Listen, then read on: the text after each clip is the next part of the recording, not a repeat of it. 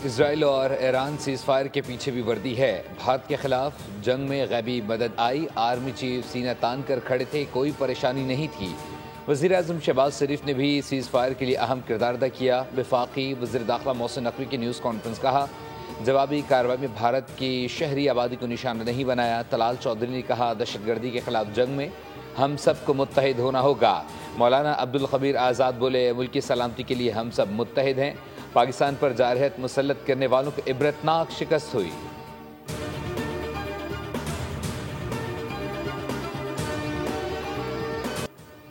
वज़ीर आज़म शहबाज शरीफ 2 रोज़ा दौरे पर अज़रबैजान पहुँच गए। 17वीं ECO सरबराह इजलास में शिरकत करेंगे। वज़ीर आज़म की आलमी रहनुमाओं से 2 तरफ़ा मुलाकातें भी मुतवक्के है। बाहिमी दिलचस्पी के उमूर पर बातचीत की जाएगी। वज़ीर आज़म ECO इजलास से खिताब भी करेंगे।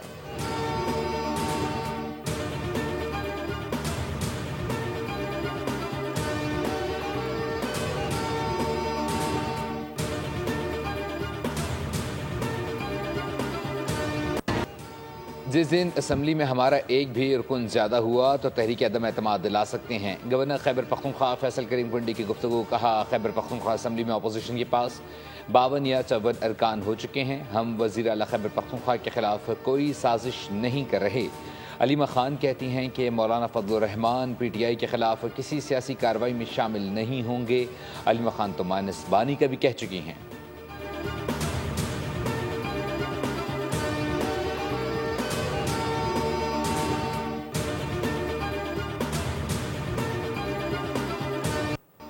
तनख्वाहों के मामले पर वज़ीर दिफा ख्वाजा आसिफ की मुसलसल तनकीद और इल्ज़ामात के बाद स्पीकर कौमी असम्बली एजाज सादिक ने वज़ीर आज़म को खत लिख दिया। स्पीकर एजाज सादिक ने अपनी तनख्वाह का मामला वज़ीर आज़म पर छोड़ दिया। कहा, तनख्वाह के मामले से मेरा कोई ताल्लुक है और ना ही दिलचस्पी। तनख्वाह बढ़ाने का फैसला वफाकी काबीना का है, मेरा नहीं। बेशक मेरी तनख्वाह मत बढ़ाएं, मगर मेरा इस मामले से लेना देना नहीं।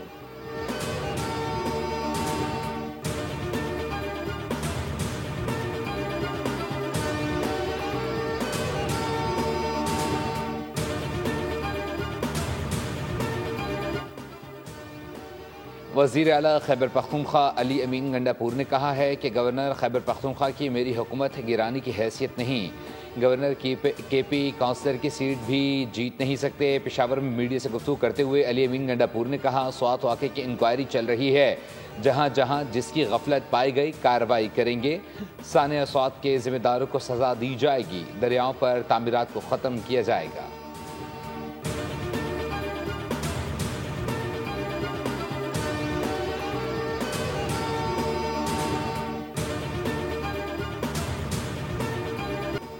पंजाब के बुजरा की भी मौजे ही मौजे। छुट्टियों पर भी पूरी तनख्वाह 9,60,000 रुपये मिलेंगे। अलाउंस में भी इजाफे का फैसला कर लिया गया। बुजरा स्पीकर और डेप्यूटी स्पीकर का लीव अलाउंस तनख्वाह के बराबर किया जाएगा। अवामी नुमाइंदगी कवानीन का तरमीमी बिल 2025 पंजाब असम्बली से मंजूर कर लिया गया।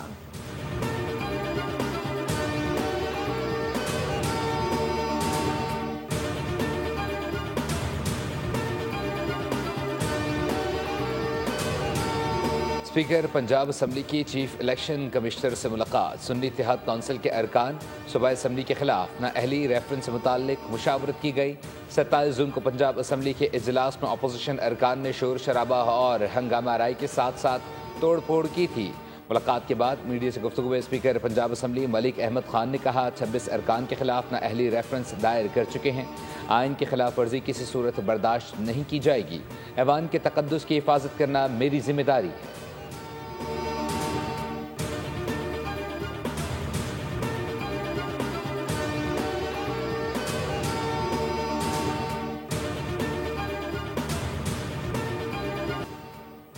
सानिया स्वात का जिम्मेदार कौन? तहकीकात में क्या पेशरफ्त हुए? पेशावर हाईकोर्ट में सवाल उठाए गए। कमिश्नर्स RPO हजारा चेयरमैन प्रोविंशियल इंस्पेक्शन टीम अदालत में पेश। चेयरमैन इंस्पेक्शन टीम ने अदालत को बताया कि स्वात का दौरा करने के बाद तहकीकात कर रहे हैं। मुख्तलिफ महकमों की कोताही सामने आई है। चीफ जस्टिस से रिमांड से गफलत बरतने वाले जिम्मेदारों का तयन करें।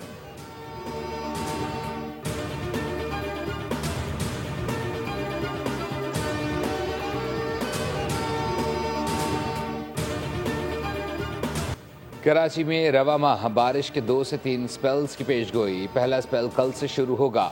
शहर में बादलों के डेरे, मुख्तलिफ इलाकों में सुबह सवेरे हल्की बारिश के बाद मौसम खुशगवार रहा। मियावाली और गिरदनवाह में बादल बरस पड़े। कोयटा, लाहौर, इस्लामाबाद, पेशावर, कश्मीर और गिलगित में बारिश की पेशगोई है। बैक पे मौसमियात के मुताबिक सिंध में भी कहीं हल्की बारिश हो सकती है। NDMA ने 6 से 8 जुलाई के दौरान मुल्क भर में शदीद बारिशों का अलर्ट जारी कर दिया। लाहौर, सियालकोट और नारोवाल में अर्बन फ्लडिंग का खदशा। दरियाओं में सैलाब, नदी नालों में तोगयानी और बलाई इलाकों में लैंड स्लाइडिंग मुतवक्के। शहरियों को गैर ज़रूरी सफ़र से गुरेज करने की हिदायत।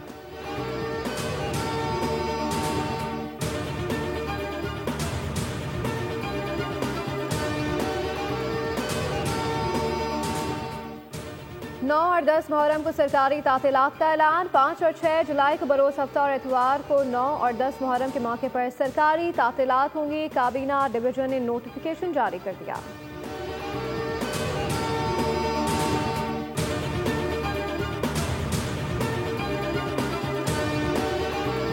कराची में टैक्स ज़्यादा, सहूलियात नापैद। पाकिस्तान का मौशी हब कराची बुनियादी सहूलियात को तरस गया। रवा साल रिकॉर्ड टैक्स वसूली हुई। FBR ने 3,256 अरब रुपए अहलियार कराची से वसूल करके तमाम साबका रिकॉर्ड्स तोड़ दिए। तबाह हाल सड़कें, जा बजा गंदगी, कई घंटों तवील बिजली की लोड शेडिंग और समंदर किनारे बसने के बावजूद पानी की बूंद बूंद को तरस रहे हैं।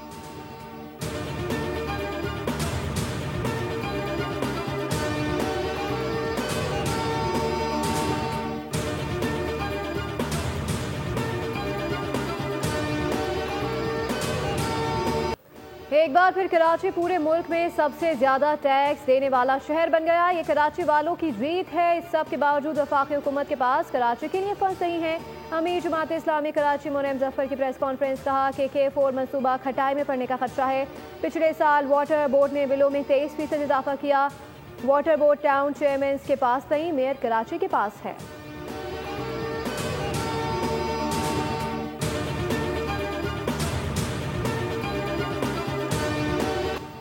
जमात इस्लामी वाले अपना काम नहीं करते, तनकीद करते रहते हैं। इल्ज़ामात लगाने वालों ने आज तक कुछ नहीं किया, सिर्फ प्रोपेगेंडा किया।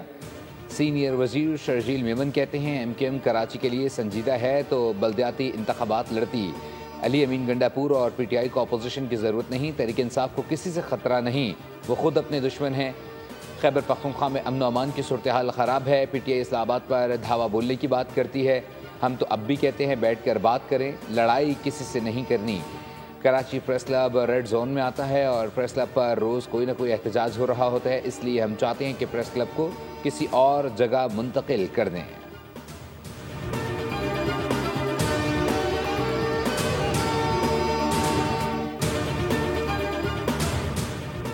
प्लास्टिक बैग्स रोज़मर्रा ज़िंदगी में तो आसानी लाते हैं, मगर सदियों तक माहौल में रहकर तबाही फैलाते हैं। वज़ीर आला पंजाब का प्लास्टिक बैग फ्री डे पर पैगाम, कहा इंसान अपनी ज़मीन, दरिया, फ़िज़ा, फसलों और सेहत को प्लास्टिक की आलूदगी से नुकसान पहुँचा रहे हैं। प्लास्टिक का इस्तेमाल कैंसर समेत दीगर मौलिक अमराज की वजह बन सकता है। पंजाब रोज़ बरोज़ प्लास्टिक फ्री होने की तरफ बढ़ रहा है।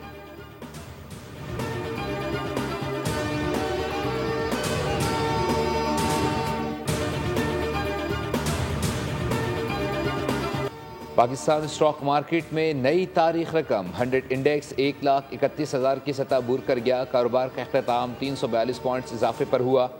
इंडेक्स 1,30,686 पॉइंट्स पर बंद।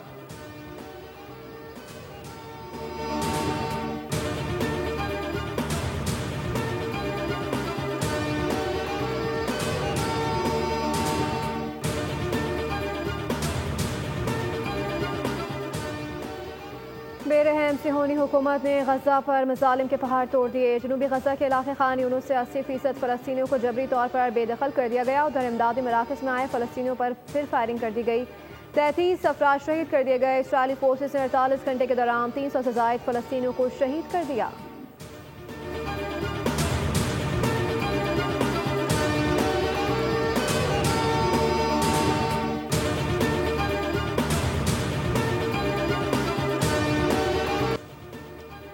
कराची मोमिनाबाद में खानदानी झगड़ा 3 जाने ले गया। दामाद ने फायरिंग करके ससुर समेत 3 अफराद को मौत के घाट उतार दिया। वाक़ई की CCTV फुटेज भी सामने आ गई। घर के बाहर जबा अफराद के दरमियान बातचीत जारी थी। एक शख्स ने अचानक पिस्तौल निकालकर गोलियां बरसा दी। 2 अफराद मौके पर ही दम तोड़ गए। पुलिस ने 2 मुल्जिमान को गिरफ्तार कर लिया।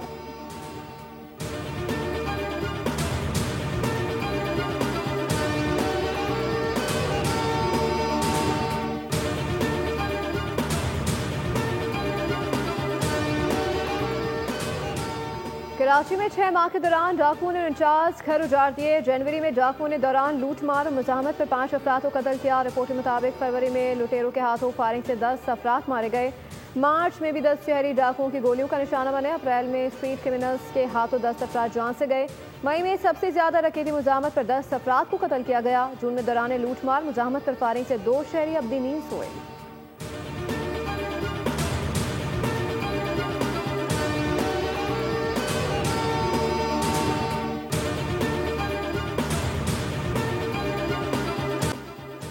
यूरोप में शदीद गर्मी, हीट वेव से 8 अफराद हलाक हो गए। स्पेन में 4, फ्रांस में 2 और इटली में 2 अफराद हलाक हुए।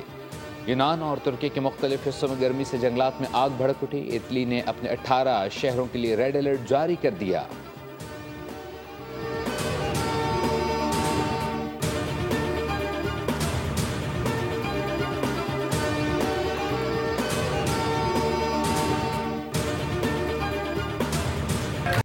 एशियन जूनियर स्क्वाश चैंपियनशिप में पाकिस्तान के 5 खिलाड़ी मुख्तलिफ एज ग्रुप कैटेगरीज के सेमीफाइनल में पहुंच गए। बॉयज़ अंडर 19 में अब्दुल्ला नवाज ने हांगकांग के केविन को क्वार्टर फाइनल में शिकस्त दी। बॉयज़ अंडर 15 में नुमान खान और अहमद रायान खलील ने टॉप 4 में जगह बनाई। नुमान खान ने क्वार्टर फाइनल में भारत के हर्षल राणा को 6-11, 5-11 और 7-11 से शिकस्त दी।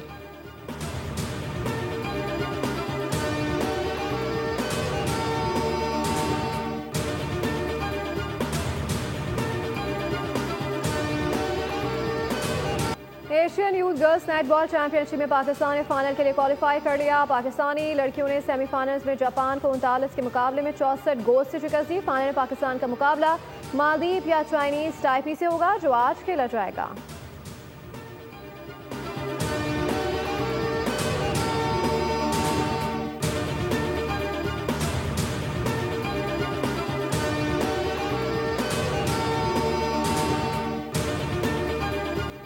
मारूफ लोक गुलकार अलन फ़कीर को बिछड़े 25 बरस बीत गए। सुरीली आवाज़ और मखसूस अंदाज गायकी की बदौलत हर ख़ास आवाम में मकबूल थे।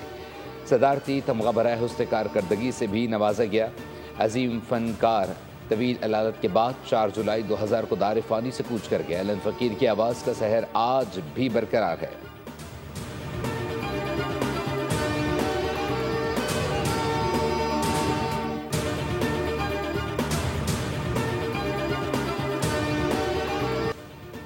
और मख्फी खजाने की तलाश, कई अहम राज होंगे फाश। Science fiction movie after burn का ट्रेलर जारी, फिल्म अगस्त में रिलीज की जाएगी।